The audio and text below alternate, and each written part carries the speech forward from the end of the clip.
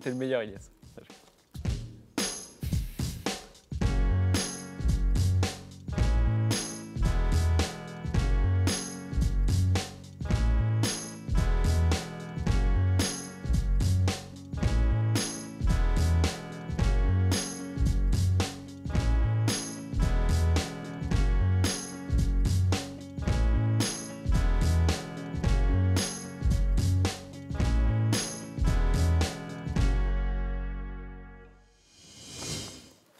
Bonjour à toutes et à tous et bienvenue dans Horizon, l'émission qui part à la rencontre de celles et ceux qui nous entourent. Au programme aujourd'hui, la thématique de l'engagement. Comment s'en sortir lorsque tout semble être contre soi? Comment dépasser ce qui nous différencie des autres? On y répond aujourd'hui sur le plateau d'Horizon. Notre premier sujet du jour concerne la réinsertion. Comment une personne handicapée peut-elle redevenir active malgré les difficultés qu'elle peut rencontrer dans le monde du travail ordinaire?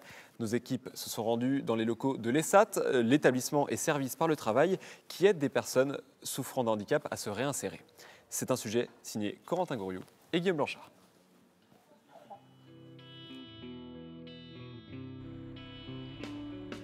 Créé en 1979, l'ESAT, ou établissement et service d'aide par le travail, est une structure située à Trappes qui accueille pas moins de 145 travailleurs ayant un handicap intellectuel ou psychique. Plus qu'un centre d'accueil, cet organisme fonctionne donc comme une véritable entreprise. Le but, l'intégration des handicapés dans le marché du travail. L'objectif principal, c'est d'offrir à des personnes en situation de handicap un cadre de travail adapté à leurs difficultés, une prise en charge médico-sociale, et puis pour les entreprises du territoire, c'est de leur offrir des prestations de qualité. Tout ce qu'on propose, c'est à la fois donc une activité dans le cadre de l'ESAT, sur différents pôles d'activité. L'organisme propose divers domaines de compétences. Parmi eux, la restauration avec un restaurant ouvert 5 jours sur 7 et un réfectoire, une blanchisserie qui traite le linge des écoles de Saint-Quentin en Yvelines et un secteur de traitement du courrier. Plus qu'un salaire, cette relation avec les entreprises offre aussi aux travailleurs une réelle possibilité d'intégration professionnelle. Qu'est-ce que vous apporte l'organisme? Personnellement, d'être plus autonome dans le travail, parce que bon, c'est vrai que le travail, il n'y en a pas beaucoup déjà ailleurs. Moi, ça m'aide à m'épanouir dans le travail et peut-être à me rendre plus sociable envers les autres. Malgré des contentements mutuels, l'emploi de personnes handicapées reste insuffisant. Pourtant, la loi oblige les entreprises à compter 6% d'handicapés dans leurs effectifs. Mais est-ce vraiment le cas ? Alors effectivement, on n'a pas encore atteint le taux de 6% de personnes en situation de handicap dans toutes les entreprises. Il y a encore malheureusement une connotation négative du handicap et on n'est pas encore dans l'idéal de cette société inclusive qu'on souhaiterait. Néanmoins, cette pratique se développe progressivement dans les entreprises. La taxe de non-emploi de personnes handicapées encourage en effet les PDG à recruter dans ce sens pour éviter une sanction financière qui peut aller jusqu'à 14 000 € par mois. De plus en plus de gros groupes créent des postes de responsables mission handicap qui viennent vers nous et sollicitent justement notre intervention pour avoir recours à des prestations réalisées par des personnes en situation de handicap. L'ESAT permet donc à ses membres une meilleure intégration dans le monde professionnel. C'est un véritable espoir pour ses salariés, de quoi être optimiste à l'avenir pour l'emploi des personnes handicapées. De retour sur le plateau d'Horizon, Corentin Gouriou qui a réalisé ce reportage nous a rejoint. Bonjour Corentin. Bonjour. Merci d'être avec nous. Alors tout d'abord, pourquoi avoir décidé de traiter cette thématique de la réinsertion? Alors quand on a connu le thème de l'émission qui était l'engagement, on a tout de suite pensé avec mon collègue l'handicap et on a voulu avec ce reportage donner un autre point de vue de l'handicap. Eh bien, avant qu'on en discute encore plus ensemble, je vous propose de regarder l'interview de la directrice adjointe de l'ESAT qui s'est confiée à l'un de nos journalistes. C'était il y a quelques heures, je vous propose ça. Pierre Lutil, vous êtes directrice adjointe de l'ESAT. Tout d'abord, première question, pourquoi avoir décidé de s'engager auprès de ce type d'association qui est en fait une entreprise aussi? Alors c'est pour deux raisons principales. La première, c'est un intérêt pour les questions d'insertion et d'emploi. Et puis la deuxième, c'est aussi par rapport au modèle économique que représente cette entreprise, avec une finalité qui va au-delà de la création de profits, mais qui est aussi une finalité sociale d'insertion de personnes en situation de handicap. On voit d'ailleurs dans le reportage qu'à travers les images, que vous avez plusieurs pistes, vous avez plusieurs pôles d'activité. Est-ce que vous pourriez nous décrire rapidement de quelle manière vous aidez ces personnes ? Alors, le principe de notre entreprise, c'est à la fois d'offrir un cadre de travail à des personnes en situation de handicap, ce qui veut dire préparer, organiser le travail pour qu'il leur soit accessible, et puis également de proposer un accompagnement médico-social avec une assistante sociale, une psychologue, une psychomotricienne. Voilà. D'accord. Et comment vous les payez ces personnes? Alors, les personnes en situation de handicap perçoivent ce qu'on appelle une rémunération garantie, qui est composée d'une partie versée par l'État, qui représente 50% du SMIC, et ensuite d'une autre partie versée directement par les AT, qui va de 5% jusqu'à 60% du SMIC, ce qui leur fait à minima 55% du SMIC et jusqu'à 110%. Question un peu plus générale, aujourd'hui, qu'est-ce qui bloque dans le monde du travail standard et qui finalement bloque carrément l'accès au monde du travail à certaines personnes handicapées? Je crois que c'est un état d'esprit avec un a priori négatif sur le handicap. C'est vrai que les entreprises ont parfois l'impression que recruter des personnes en situation de handicap, ça va être forcément plus de difficultés pour elles, un travail de moins bonne qualité, et c'est un a priori qu'on essaye de lever. Et en général, les entreprises, une fois qu'elles font appel à nous, elles se rendent compte effectivement qu'elles ont accès à la même qualité de service et au même type de prestations que dans le milieu ordinaire. Est-ce que vous avez eu des retours de ces entreprises? Justement, c'est plutôt positif en général. A priori, elles sont plutôt satisfaites puisque les entreprises qui font appel à nous reviennent, que notre chiffre d'affaires augmente et qu'on arrive à toucher des entreprises qui vont de la petite PME locale de Saint-Quentin-en-Yvelines jusqu'à des gros groupes internationaux. Qu'aujourd'hui, il y a 8% de handicapés parmi les 6 millions de chômeurs. C'est quand même assez inquiétant quand même, non? Oui, effectivement, c'est un chiffre qui est assez important. Donc nous, effectivement, on essaye de mettre un premier pied pour eux dans le monde du travail. Et puis on propose également des insertions directement dans les entreprises. Mais c'est vrai que c'est un chiffre qui est assez inquiétant. Et du coup, par rapport à ça, qu'est-ce que vous allez être amené à mettre en place vous-même au sein de l'ESAT afin d'encore améliorer cette aide que vous apportez déjà? Je crois que c'est être capable d'être en dynamique permanente, d'être capable d'inventer des nouveaux projets. Donc c'est vrai que jusqu'ici, on avait la plupart des personnes en situation de handicap qui travaillaient dans nos murs. Et aujourd'hui, on développe ce qu'on appelle des situations de détachement, où on a des personnes en situation de handicap qui vont, de manière assez régulière, travailler directement dans les murs d'entreprises classiques. Est-ce que du coup, ça favorise encore un peu plus l'insertion des personnes handicapées dans le monde du travail via cette démarche? Oui, parce que pour eux, c'est à la fois une source de valorisation, d'accéder au milieu ordinaire de travail, et puis pour les entreprises qui les accueillent, c'est aussi un moyen pour les salariés de changer leur regard sur le handicap. Donc c'est un partenariat gagnant-gagnant dans un sens comme dans l'autre. Et qu'est-ce que devrait faire l'État pour vous prêter main forte dans ces mesures, dans cette démarche? Alors aujourd'hui, il y a effectivement la question du financement des établissements comme le nôtre. Effectivement, les dotations de l'État se font de plus en plus rares, donc ça c'est un vrai sujet et un vrai enjeu pour nous. Et puis c'est aussi comment impulser une dynamique pour que les entreprises aient recours de plus en plus aux ESAT. Alors Corentin Goriou, vous vous êtes rendu dans les locaux de l'ESAT. Quelle est l'atmosphère là-bas? Elle est un peu fraternelle. Ils ont des difficultés différentes, mais ils s'entraident. Ça se permet aussi de tisser des liens sociaux et aussi professionnels. Au niveau des patients, comme on pourrait les appeler, comment ils réagissent par rapport à ça, du fait que voilà, ils sont en difficulté pour trouver un travail? J'imagine que ça ne doit pas tout le temps être facile, mais qu'ils sont dans un bon environnement? Je pense que l'ESAT leur permet d'avoir une première intégration dans le milieu professionnel. L'entreprise les envoie dans des entreprises qui sont professionnelles et qui côtoient aussi des valides. Donc ça leur permet aussi de tisser des liens avec des valides, des gens qui ne pourraient pas rencontrer dans la vie de tous les jours. Justement, ils ont un caractère un peu spécifique, malheureusement, c'est le fait qu'ils soient chômeurs et handicapés en recherche d'emploi, du coup. Je crois que vous avez le chiffre du nombre de chômeurs handicapés. Alors, les personnes handicapées représentent plus de 8% des chômeurs aujourd'hui. Donc c'est un chiffre qui est inquiétant. Mais le plus inquiétant, c'est que 50% des personnes handicapées en Europe sont chômeurs.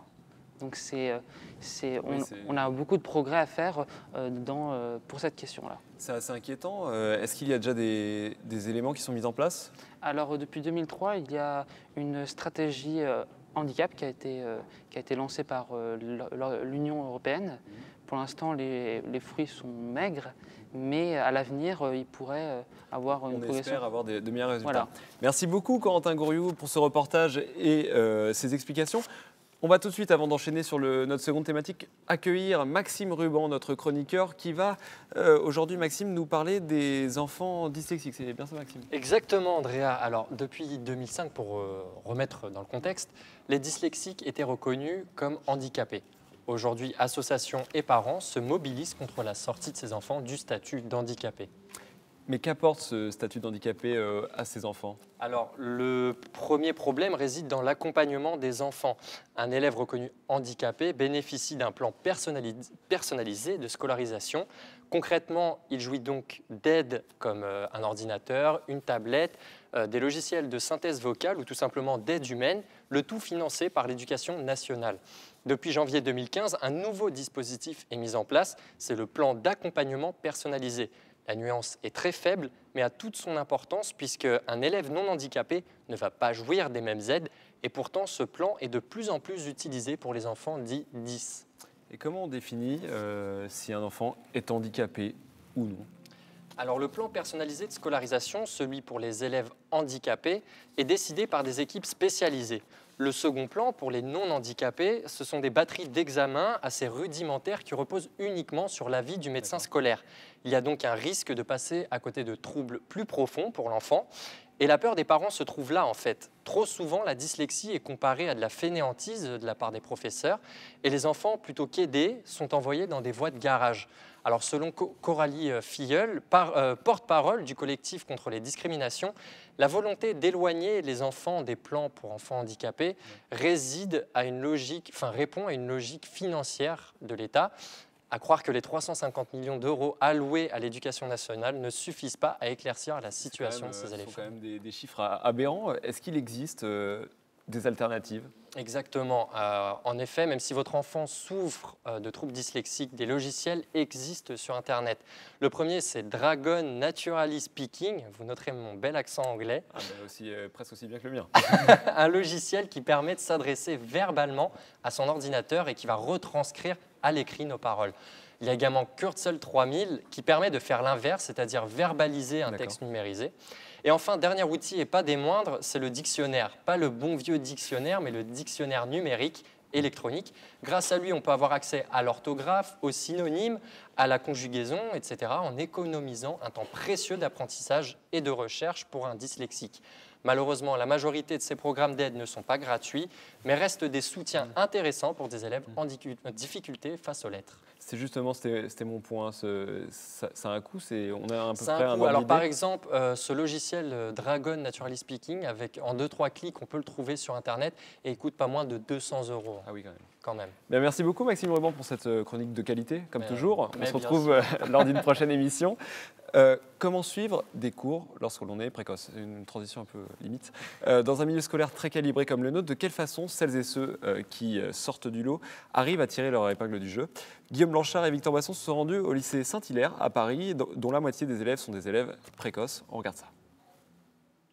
Je m'appelle Alexandre Martinez, j'ai 16 ans, je suis scolarisé à l'école Saint-Hilaire depuis cette année.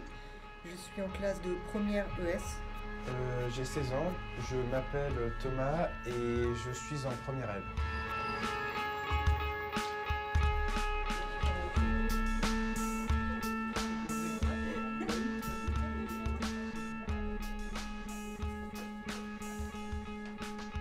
$5 billion, or like 5 billion euros, you can't do anything. Quant à la précocité, en général, les gens ont une idée vague de ce que c'est, mais ils ne savent pas directement en quoi ça consiste, ce que c'est de vivre ça au quotidien, les inconvénients, les avantages, et comment ils devraient nous traiter, que ce soit en positif ou en négatif. Vous avez un travail en maths, un problème de mathématiques à régler. Le précoce va lire l'énoncé et il va dire la réponse. Ce qui est demandé au baccalauréat, dans les examens, etc., et en exercice, c'est de dire comment on est arrivé à ce résultat-là, par quels moyens on est passé, etc. L'élève précoce n'arrivera pas à expliquer ce cheminement pour aller au résultat, et du coup, il n'aura pas la note maximale. On est toujours perfectionniste en termes, notamment dans les langues, ça se ressent. On veut toujours être bilingue dès la première année, toujours faire de notre mieux, se démarquer des autres, voilà. Et beaucoup de précoces donc développent cette, comment dire, cette mentalité de se démarquer du reste de la population. Otherwise, it's written on the board. Autrement, otherwise. What Alexis said is like Les enfants précoces, ils fatiguent assez rapidement. Et du coup, on fait des pauses toutes les 45 minutes pour leur permettre de s'aérer, de faire autre chose. On ne fait pas de dictée de cours. En fait, les cours sont donnés sur polycopier pour qu'on passe directement à la partie pratique plutôt qu'à la partie théorique. if you were a celebrity or like an important person. Moi, j'ai par exemple beaucoup de mal à gérer mes émotions. Comme je vous dis, enfin, après, je ne sais pas si c'est lié directement à la précocité, mais bon, je pense que c'est le cas. C'est très dur à vivre parce que des fois, je peux être très joyeux et un rien me brise. Et je souffre d'une terrible mélancolie et c'est très dur à vivre. Franchement, des fois, tout peut se passer bien et puis un rien et bam, je fonds en larmes. Effectivement, j'ai été suivie pendant de nombreuses années par divers psychothérapeutes émotionnels et psychologues, notamment de grands cliniciens. Et ça m'a vraiment permis de comprendre à la fois comment nous fonctionnons, mais aussi ça m'a permis de comprendre comment fonctionnent les élèves dits normaux, et afin de ne pas les dénigrer parce qu'ils n'ont pas les capacités que nous possédons nous en tant que précoces. Ils ont une adaptation scolaire qui est difficile, mais le fait qu'ils soient hypersensibles, et en fait à l'école, ils sont très attachants.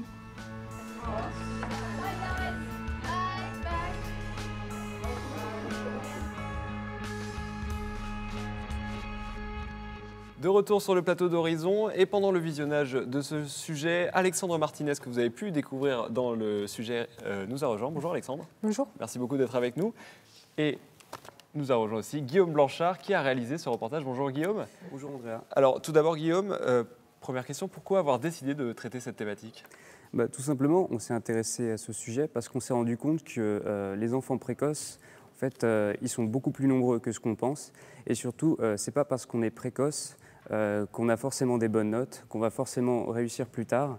Au contraire, même, on se rend compte que certains, c'est pas parce qu'ils ont des capacités meilleures que les autres qu'ils vont réussir. Oui, c'est pas une évidence. C'est pas une évidence. C'est un constat que tu partages, Alexandre ? Alors oui, effectivement, donc il faut savoir qu'il y a à peu près un tiers des précoces qui sont en échec scolaire, donc la majorité des scolarisés avant le brevet. Un tiers qui stagnent toujours entre bonnes, mauvaises notes et qui ont des difficultés, voilà. Et un tiers qui arrive à prendre son envol assez tôt, souvent c'est dès la primaire, ainsi que par le début du collège, et voilà. Ce sont quand même des chiffres assez étonnants. Un tiers déscolarisé, c'est quand même énorme. C'est dû à quoi ? Déjà, c'est dû à des problèmes. Donc, votre conducteur, Maxime, l'a dit précédemment. C'est vrai qu'il y a beaucoup d'élèves précoces qui sont touchés par ce qui est dyslexie, dysorthographie et autres problèmes du même genre. Et donc, ça peut nuire à leur scolarité, à la perte de confiance. Et c'est vraiment très mauvais pour eux. Et malheureusement, donc, pour l'instant, il n'y a aucun statut vraiment de précoce dans ce qui est du système traditionnel d'éducation. Et je trouve ça très malheureux. Donc actuellement, tu es en classe de première, on l'a vu dans le sujet. Dans un lycée ou même dans ta classe où il n'y a que des élèves précoces, comment ça se passe, toi qui as connu finalement à la fois une classe où il y a des élèves dits normaux et là, des élèves précoces ? Pour moi, ça fait un véritable changement. Déjà, j'arrive à me reconnaître dans certains amis, si je peux dire ça comme ça, parce qu'on partage les mêmes problématiques, on a le même questionnement, on a souvent le même point de vue par rapport à tout ce qui est problématique, tout ce qui est scolaire, aussi tout ce qui est familial. Et pour moi, c'est bien parce qu'on peut vraiment partager nos idées et c'est très important. On voit dans le sujet, c'est un truc, c'est quelque chose qui nous a interpellés à la rédaction, c'est que tu utilises beaucoup le nous et très peu le je. C'est dû à quoi ? Pourquoi tu ne parles pas de toi finalement ? Comme je le disais précédemment, cette fois-ci, cette année, je veux dire, je me reconnais vraiment dans la majorité des élèves. Du coup, je préfère utiliser le nous en tant que représentant de ma classe, parce que pour moi, on a tous partagé les mêmes idées. on est tous... Vous êtes tous pareils. Oui, exactement. Et Guillaume, je crois que vous avez des éléments à nous donner sur justement ce qu'est plus précisément un élève précoce. Tout à fait. Alors déjà, il faut savoir que le terme de précocité désigne une avance par rapport à son âge chronologique en termes de compréhension et d'acquisition. On estime que pour être précoce, il faut un QI global égal ou supérieur à 130. On compte aujourd'hui 200 000 élèves précoces sur les 10 millions d'élèves qu'il y avait en 2011. Ça fait 2,3% des élèves français. On compte aussi, on estime qu'en moyenne, 1 à 2 élèves par classe seraient un enfant précoce. Et comme Alexandre le disait tout à l'heure, effectivement, un enfant précoce sur 3 est en échec scolaire, malheureusement. C'est quand même des chiffres assez importants. Est-ce que tu estimes, Alexandre, que l'État français a fait suffisamment justement pour vous aider à suivre une scolarité normale ? Non, l'État français n'a rien fait pour le statut des précoces. Je trouve ça très malheureux d'ailleurs. J'ai un objectif, donc c'est justement éventuellement d'organiser des conférences dans les institutions, oui, pour faire parvenir nos problématiques, éventuellement avoir donc ce statut si cher à nous.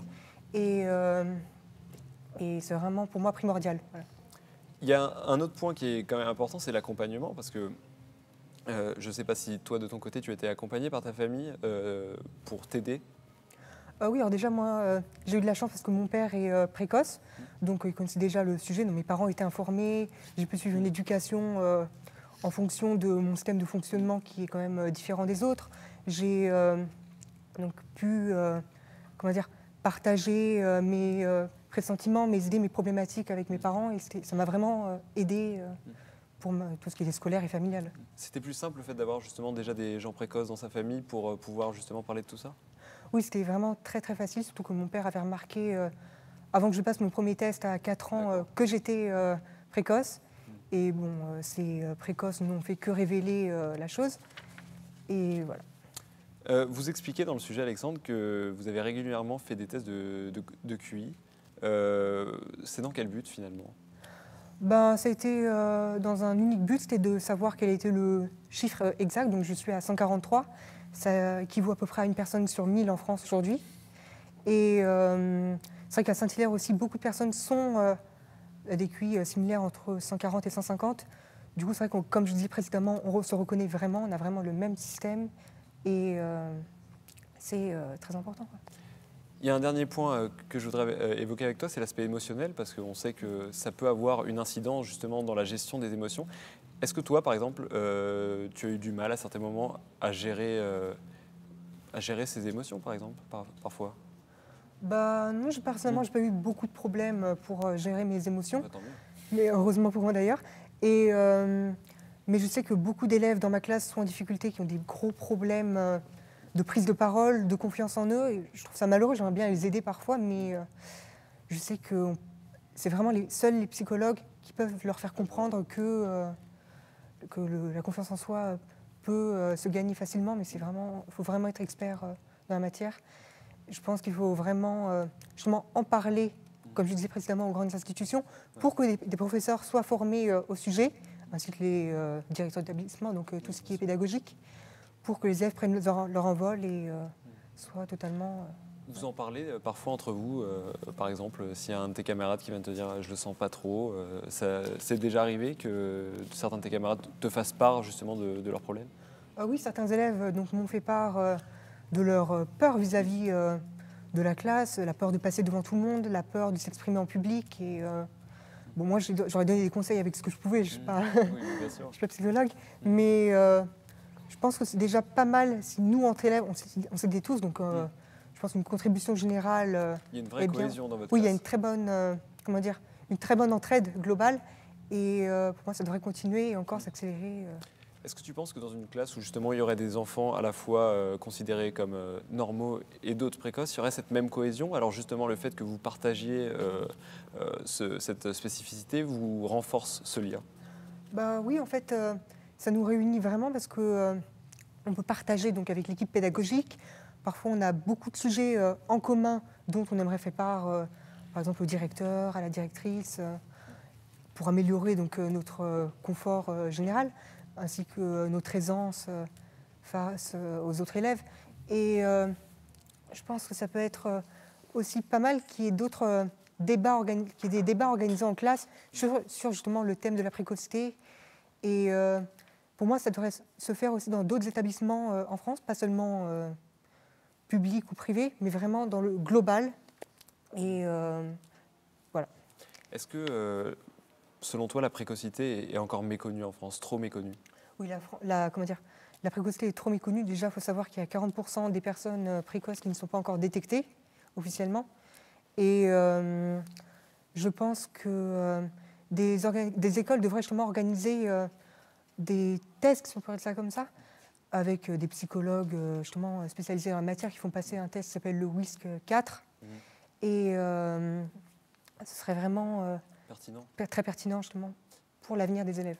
Une dernière question, peut-être un peu plus légère. Quel est ton projet pour les années à venir? Qu'est-ce que tu as envie de faire? J'aimerais bien intégrer l'école Sciences Po en post-bac pour ensuite faire éventuellement une école d'avocat ou de notaire. J'hésite encore. C'est un beau programme. Oui. Merci beaucoup Alexandre d'être venu sur notre plateau. Merci beaucoup Guillaume pour toutes ces précisions. On va enchaîner maintenant avec la dernière partie de notre émission et son domicile fixe un peu particulier. À l'âge de 20 ans, JB a quitté le domicile familial et vit aujourd'hui dans un camion. Son portrait vous est proposé par Maëlle Gramont et Camille Ferrandon. Tu vois des gens par exemple, est-ce que tu as des difficultés au quotidien particulières? À part pour trouver un travail. Sinon, non, j'ai pas de difficultés, je vois mes potes, sinon, je suis assez sociable, je peux aller voir les gens, ça me gêne pas du tout. Mais généralement, c'est les gens qui viennent me voir, parce que je suis posé au parc et je fais de la balle de contact. Ça consiste en quoi? C'est du jonglage, en fait. C'est entre jonglage et magie. Tu sais pas... Enfin, les enfants, quand ils voient ça, ils pensent que c'est de la magie, alors que c'est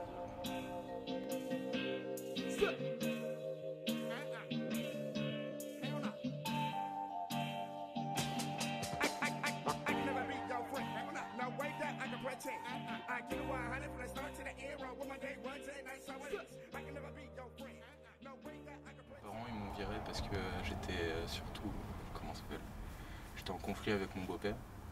Il a trouvé une occasion, il était énervé, il a trouvé une occasion de me faire sortir de la maison, du coup je suis sorti de la maison. Et ta maman t'a jamais recontacté pour que tu reviennes chez eux? Si, ils me recontactent souvent, mais à chaque fois ils veulent que je revienne et que je m'excuse, alors que je sais pas de quoi m'excuser, je vois pas pourquoi je m'excuserais alors que je me suis fait virer de chez moi. Ta maman, elle en dit quoi du fait que tu vives dehors? Je pense que ça lui plaît pas trop. Mais voilà, c'est pas son choix et c'est pas mon choix, c'est plus le choix de mon beau-père de me virer de chez lui en fait il considère ça comme chez lui alors que ça a toujours été l'appartement familial. Quand on se dit adulte, quand on veut avoir une famille, il faut garder sa famille, il faut pas la disséminer comme ça. Ouais. Et financièrement, comment tu t'en sors? Grâce au Franprix. Je peux avoir à manger, tout ça. Parce que vu que j'achète une canette 30 centimes et je ressors avec ce que je veux manger, c'est pratique. Comment tu fais pour ressortir Disons qu'il y a des endroits sans caméra. Justement, par rapport à ça, comment tu te sens? Est-ce que tu te vois continuer comme ça dans ta vie future? Non, je sais très bien que ça c'est juste une passade, juste un moment dans ma vie où c'est un peu dur et que je devrais juste faire avec. Mais je me vois pas du tout comme ça dans 20 ans ou dans 10 ans. Si, peut-être toujours dans un camion, mais dans mon camion.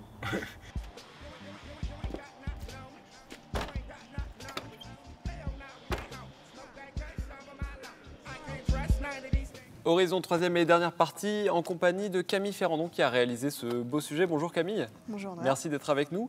Alors tout d'abord, une question que j'ai posée maintes et maintes fois dans cette émission. Pourquoi avoir choisi de traiter cette thématique?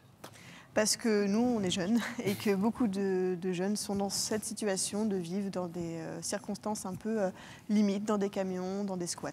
Donc JB, comme il veut qu'on l'appelle, à 20 ans. On sait qu'on... 22 Bon voilà, ça m'apprendra à faire mieux mes fiches. On sait combien de jeunes hommes comme lui sont dans cette situation? Alors 22% des hommes sont SDF, des hommes de 16 à 30 ans. Donc ce qui est assez énorme quand même, ça veut dire qu'en sortant de l'adolescence, début d'être adulte. On a une explication à ce chiffre Non, je pense que c'est surtout les parents, un problème avec les parents. En tout cas, pour JB, c'est un problème avec son beau-père, comme il a expliqué dans le reportage. Après, je pense aussi que les gens sont un peu perdus. Il y a le chômage, il y a l'économie actuelle. Il y a plein de, plein de facteurs. Justement, vous l'évoquiez, Camille, il y a le problème familial dans le cadre de JB avec ce beau-père qui, on comprend dans le sujet, le met un peu dehors de l'appartement familial. Comment on le sent aujourd'hui psychologiquement? J'imagine qu'il est quand même un peu affecté par cette situation. Je ne dirais pas qu'il est faible, parce qu'il est quand même assez rayonnant. On l'a trouvé très, très sociable, très sympathique. Mais je pense qu'il est assez atteint par le fait d'être déjà éloigné de sa mère, à cause de son beau-père qui ne le veut plus chez lui. Donc, oui, on le voit, c'est une séquence assez émouvante quand il explique que avec sa mère, il y a cette impossibilité de recréer ce cercle familial. Il s'y est étendu un peu dessus. Pas vraiment. Je pense que ça ne le met pas vraiment à l'aise. On sait seulement qu'il revoit sa mère de temps en temps, mais en l'absence de son beau-père. Est-ce qu'il y a des associations aujourd'hui qui s'intéressent à ces jeunes nomades, du coup, et non pas SDF? Alors oui, déjà, il y a la Croix-Rouge qui aide les jeunes nomades ou SDF en leur donnant des repas ou des couvertures. Il y a aussi l'association de Toi à moi, créée par des Nantais, qui achètent des appartements pour les héberger et qui les accompagnent aussi dans leurs soucis, qui leur fait des repas et qui leur donne des boissons.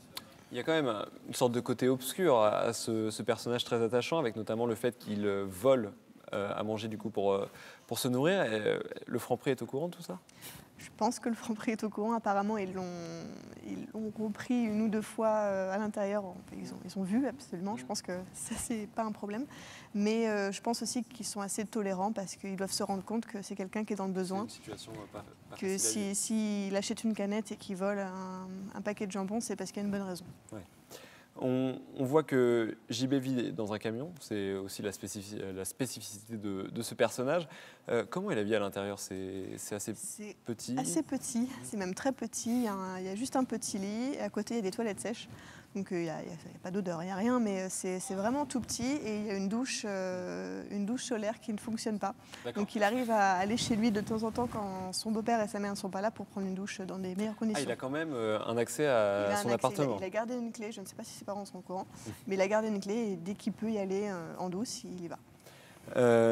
Il ne dit ne pas se voir dans cet état dans 10 à 20 ans. Quels sont ses projets alors? Est-ce qu'il en a vraiment un concret? Il aimerait avoir son propre camion avec meilleures conditions, donc une vraie salle de bain, plus d'espace, mais avec un vrai statut. Donc je pense qu'il a envie de voyager, ça il nous l'a dit clairement.